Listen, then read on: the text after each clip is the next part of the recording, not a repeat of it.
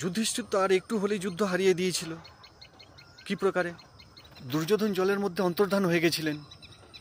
তো যুধিষ্ঠির বললেন, আয় দুর্যোধন, তুই পাণ্ডবদের মধ্যে কোনো একজনকে পছন্দ কর, যার সঙ্গে তুই লড়াই করবি।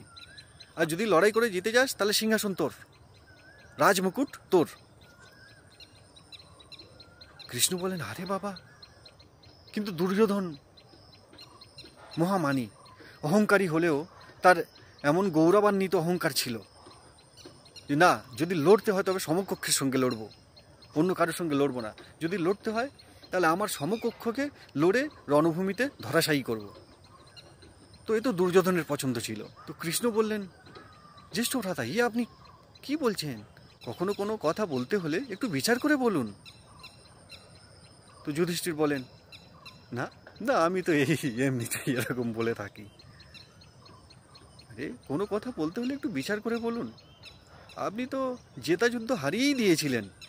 তো তারপরে দুর্যোধন ভীমকে চয়ন করেন আর যুদ্ধ হয়।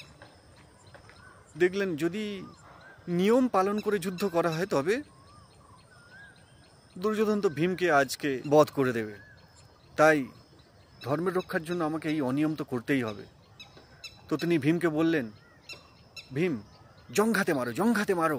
আর তারপরে ভীম দুর্যোধনের জঙ্ঘাতে আঘাত করলেন আর দুর্যোধন নিধন হয়ে গেল।